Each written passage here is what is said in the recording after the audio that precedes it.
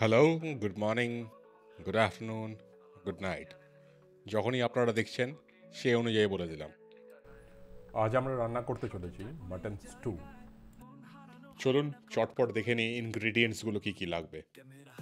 নিয়ে নিয়েছিলাম দুটো ছোট আলু, দুটো ছোট পেঁয়াজ, বিনস, ছোট পেঁপে আর গাজর।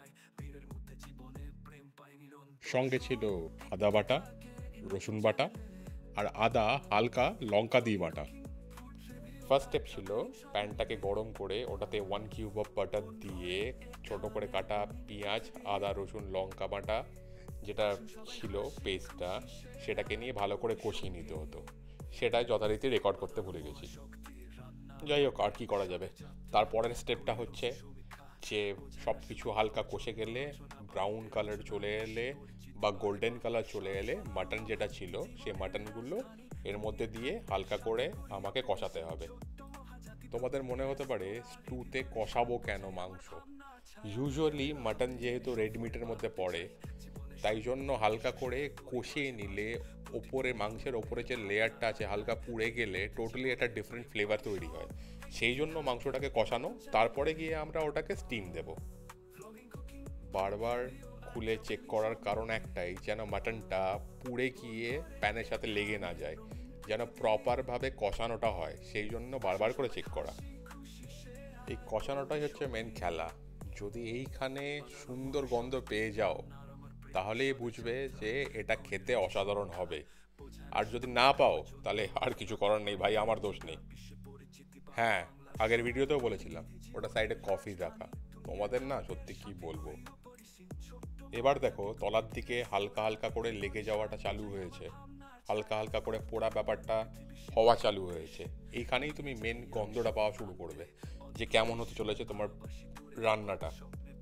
মোটামুটি যখন কষানোটা কমপ্লিট হয়ে গেছে, এবার পুরোটাই যা যা করেছি সেটাই ট্রান্সফার করে দেব কুকারে।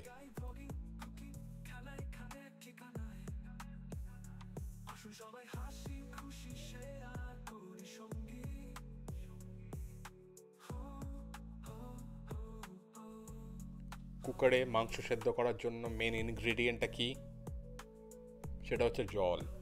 জলটা এমনভাবেই দেবে যেন মাংসটা ডুবো ডুবো থাকে। আগে কেটে রাখা ভেজিটেবলসগুলো এবার অ্যাড করব এই কুকারেই। হ্যাঁ, একবার জানিও তো গানটা কেমন হয়েছে।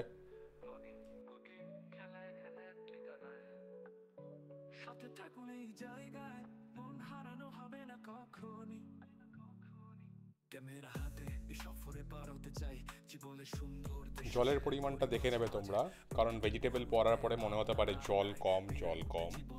যদি মনে হয় তাহলে হালকা করে অ্যাড করে নেবে, যেন সব কিছু একটা ডুবো ডুবো সিচুয়েশনে থাকে।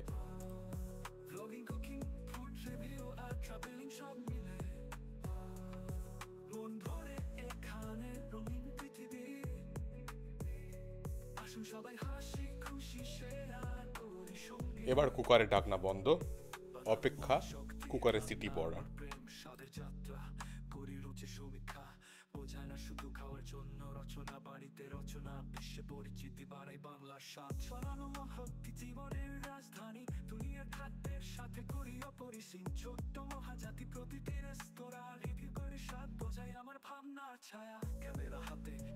কুকারে আমি বেসিক্যালি ভেবে রেখেছিলাম, প্রি প্ল্যান্ট ছিল তিনখানা সিটি মারবো।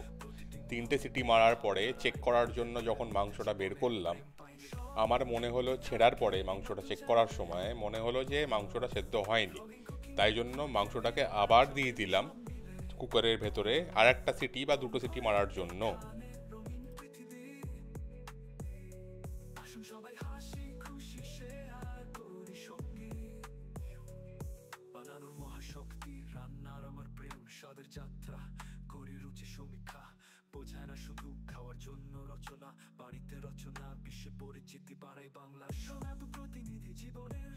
যখন দেখলাম মাংসটা সেদ্ধ হয়নি, আবার যখন কুকারে সিটি মারার সময় ডিম দিয়ে দিয়েছিলাম ভেতরে। ডিমে তো একটা সিটিতেই সেদ্ধ হয়ে যাওয়ার কথা।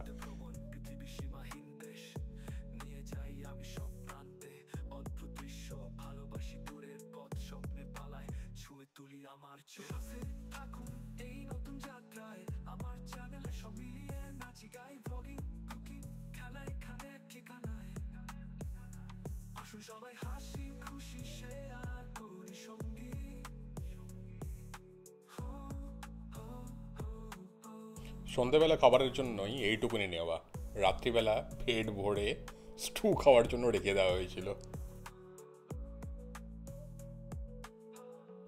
রান্না শেষ, এবার খাওয়ার পালা। গন্ধ শুকেই মনে হচ্ছে অসাধারণ খেতে হয়েছে। যখন আমি টেস্ট করলাম, আমি সত্যিই বলছি অসাধারণই খেতে হয়েছে, কারণ এটা কোনো তেল ইউজ করিনি, অনলি মাখনের ওপরে রান্নাটা হয়েছে। অসাধারণ খেতে হয়েছে। তোমরা প্লিজ ট্রাই করো, একবার ট্রাই করো, খেয়ে দেখো, যদি খারাপ লাগে প্লিজ আমাকে জানিও। পরের ভিডিওতে দেখা হচ্ছে আবার। Bye, take care.